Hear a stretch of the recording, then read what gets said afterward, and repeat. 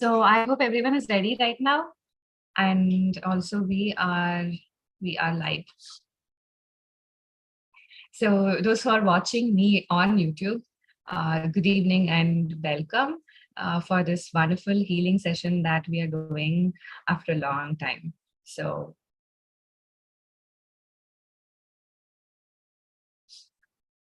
yes. So first question, those who are new to Ho'oponopono, you can just put me here in the chat. I can have a count. Those are new to Ho'oponopono, even if you are watching on YouTube.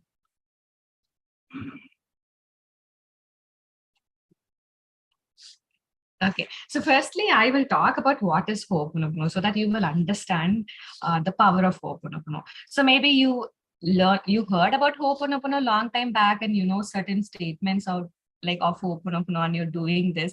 But this is going to be very interesting. Maybe some of you might have known the story already, and some of you might have joined my previous sessions as well and know the story already. But still, you can sit and listen because it's going to definitely give you so much hope while listening to the story again and again.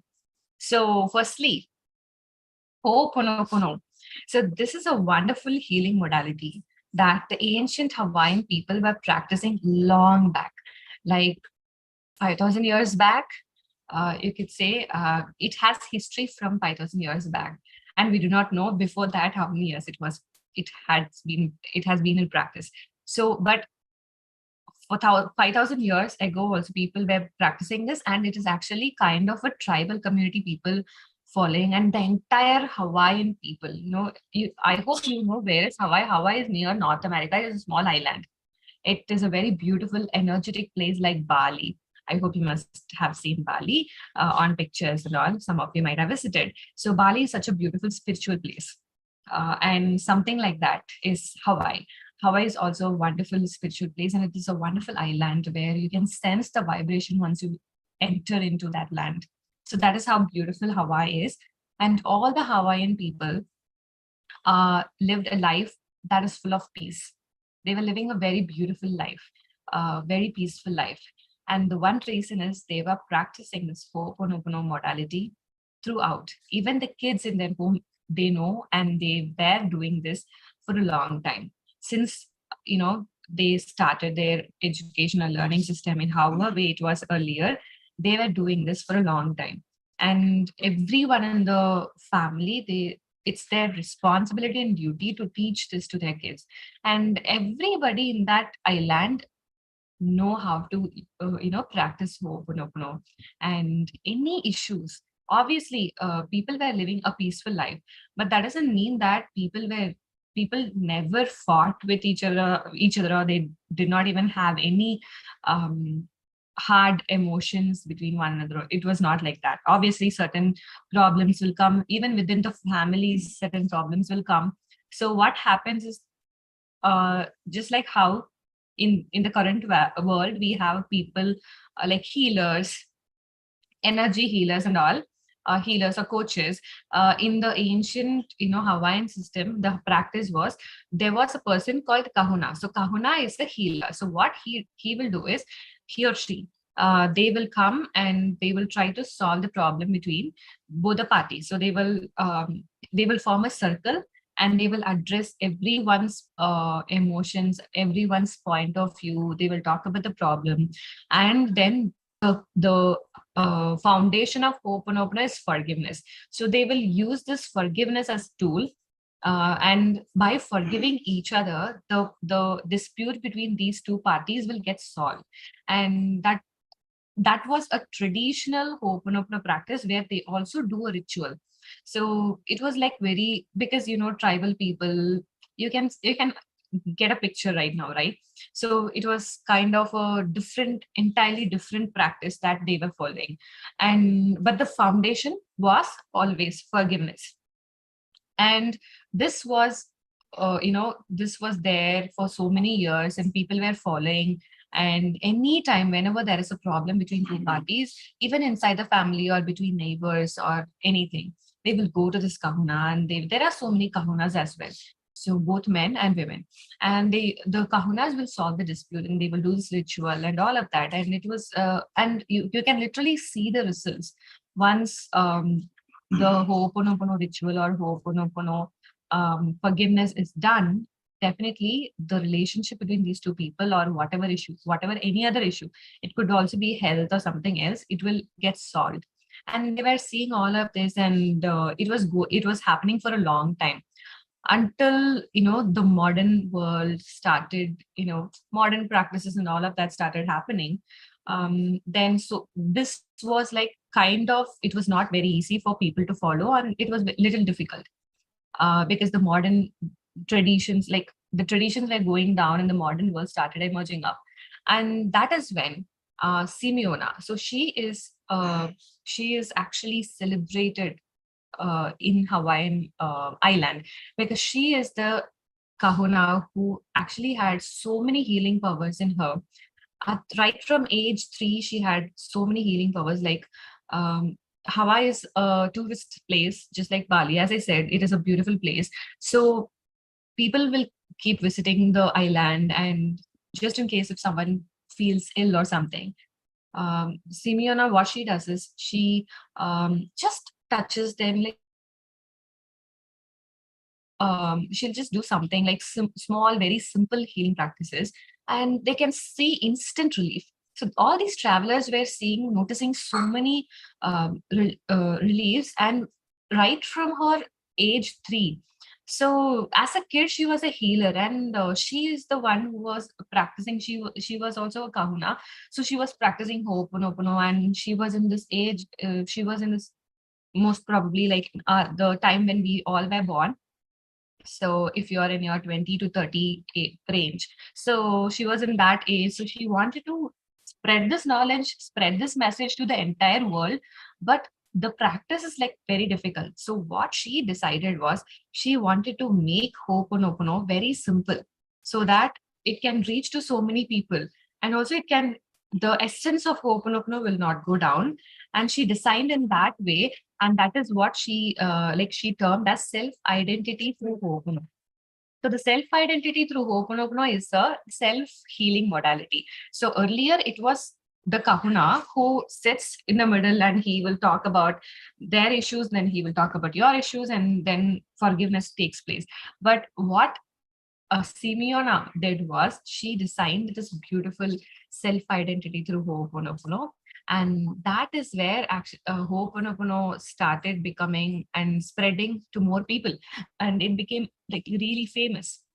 So people were practicing this, and then Dr. Hewlin came to the um, picture. So Dr. Hewlin is actually a psychiatrist, and he used to treat people for a lot of problems they have. And he learned this entire Ho'oponopono from Simeona. So she is the person, she's like born and brought up in Hawaii, and she is a kahuna, and she has designed a modern Ho'oponopono tool for modern people like us. So she did everything. So all the essence was transferred to Dr. Hewlin. Like, he learned literally everything from Simeona. And Dr. Hewlin was practicing this amazing tool along with his practice as a psychiatrist. So what happened was, Dr. Hewlin, he is actually a doctor, and in Hawaii there is this state mental hospital. Mental hospital, mental people, like people who are like mentally challenged will be there. And like, but in the state mental hospital, the people inside they're not normal mental people. um, they're not like lunatic, they are criminally insane people. So criminally insane means, this is where the story actually starts. Criminally insane means someone who is, who's like mental, they are not really, mentally, they're not conscious, they're not, aware of what is happening around, but they just do something like, how a normal mental people will be. Criminally insane people is, because of, becoming a lunatic, they they'll do some crime, like killing people, murdering, or raping kids, and so many, cruel things.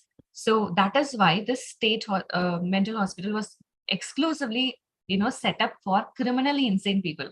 So people who became insane and they did some crime like this. So these people has to be, um, guarded separately, because what if they attack someone else again, even if they are in that hospital? So it is very, very, this place was like very, very traumatic. It was very, stressful place. And in the state hospital, there were so many doctors, nurses, wardmen, and so many things, like just like how a hospital would be. But the problem was, no one can actually survive in this hospital, literally no one.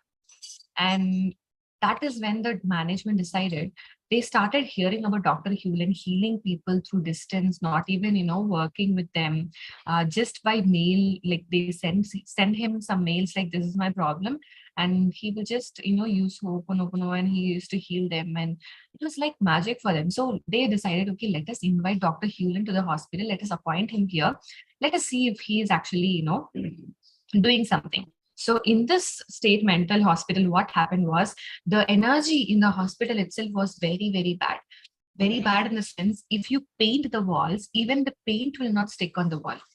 And if you plant something, and if you water that plant for a long time, the plants will not bloom. They will become dry and dry. And every doctor or nurse or wardman who are appointed as, as an official to work here, they will run away within 1 week. Maximum 1 week, they will run away from this hospital, because they really don't want to, spend their days with criminally insane people, because they were so cruel. Like they used to come and beat, they used to shout, they used to throw things at the doctors. So it was like very, very, and some were handcuffed because they were out of like control. So many things were happening. And that is the time when Dr. Hewlin was appointed, and Dr. Hewlin literally accepted, and he said that I'm definitely going to work here. And he asked the, management, that I don't want to see any patients, I just want a separate room. And he asked like, can you I need a separate room, and can you share all the documents, all the records of the patients here? And he was given all the records of these patients, and he was going through, and he was seeing like, maybe a teen boy killing an old lady, or raping a small kid, and all of these, reading such stories, he was having so many different emotions. And here I'm going to check with you as well, just like how Dr. Hewlin felt. Were you also, having any emotion while I said that this criminally insane people did so many crime, like, killing old lady, or young women, or raping kids, or even raping old, like middle-aged women, and doing all these crime? How are you feeling when you hear this? You can put it in the chat. This is also to check if you're all on the same page. Disgusting. Okay, bad. Okay, bad. Terrifying, fear, scared, heavy, pathetic, extremely cruel, horrible, feel scared, very cruel, horrible. It's very unpleasant. Yeah. So this is what happened. This is what happened with Dr. Hewlin as well. Dr. Hewlin was scary. Dr. Hewlin was going through all of these emotions every time he was reading. And I forgot to mention this, the entire criminally insane people were in the hospital were close to 200 to 300. 300. Imagine like 250 members are in the hospital, and everyone was like criminally insane.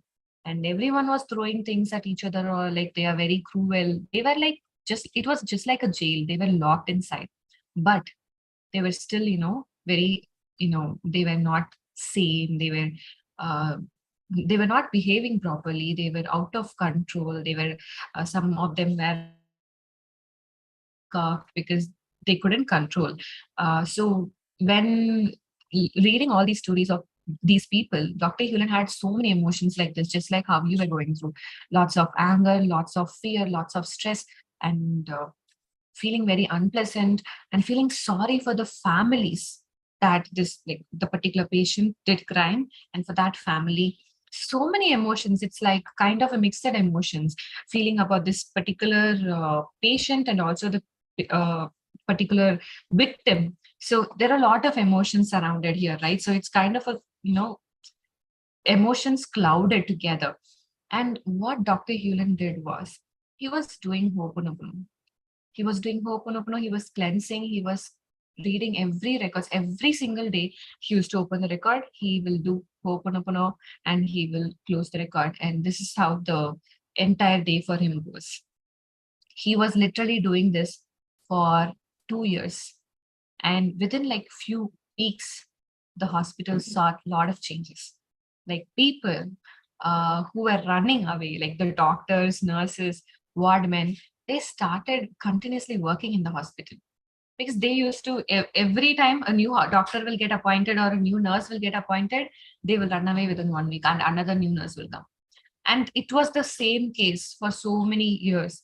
But when Dr. Hewlin came, the people started working continuously and they started coming there consistently. And also, they saw a lot of differences in the patients. The patients who were handcuffed, they were released because they were trying to, come to control and they were normal. And patients who were having severe medicines, the medications for them were, it came down really a lot because the patient's mental health was improved, and so many amazing things happened. Like the next time when they painted the wall, the paint was like beautifully painted in the wall, and they saw a lot of plants started growing, like the leaves, new leaves coming, and blue flowers blooming. All of these happened within like few months. And at the end of 2 years, literally every patient, every criminally insane patient was literally, they came back to normal and they were sent back to their homes. They were sent back to the societies to live a normal life just like us. And the most important thing is they were only like last 1 or 2 patients, and they were sent to another hospital. And after sending them to the another because the entire hospital is there, only 2 patients are there, just imagine, so they cannot work there, right? I mean, all the nurses, ward boy and all of that, they will not be able to work because they don't have any work there. So they were sent to another hospital, only 2 patients, and even they were sent back to their homes within few weeks because this uh, the state criminally insane mental hospital was completely free from all of these patients. And all of them were healed because of Ho'oponopono, because of Dr. Hewlin. And the amazing thing is the hospital was shut. The hospital was shut forever. It was shut down. Like they closed the hospital because there were no patients. They were everyone was healed. And that is the most beautiful thing happened. And this is one of the most, interesting things in Ho'oponopono when you compare with so many other stories, like how Ho'oponopono healed this or that. This is like a massive success. And that is when Ho'oponopono came to the world. So, how are you feeling about this story? About this hope? And this is actually a real story. This is not, uh, story that happened like long, long years back. And I'm saying maybe some might be like very skeptical, but this happened like very recently, very, very recently when you and I were born, or maybe when you were few years before you were born, or few years after you were born. It was like in 1990s. I think it must be 1995. So hopeful, healed. Okay. So how many of you are feeling like what exactly did Dr. Hewlin do to the patient, or what he did? Are you curious about that?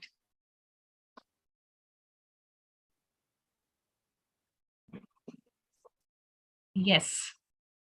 So this is something very, very, very important. Dr. Hewlin did Ho'oponopono, not for the patients, but for himself, for all the emotions that he felt when he was reading the story, like reading the uh, report of the patients. He was having this anger towards someone, he healed that anger. He was having he was having this fear inside him, he healed that emotion. And he was going through so many mixed emotions, he healed that emotion. And by healing himself through Ho'oponopono, the patients healed. Because Ho'oponopono is not something that is like happening out in your life, it is happening like in Ho'oponopono. This is how our reality is. This is the concept of Ho'oponopono. Whatever is there in your subconscious mind, that is how it shows up in your reality.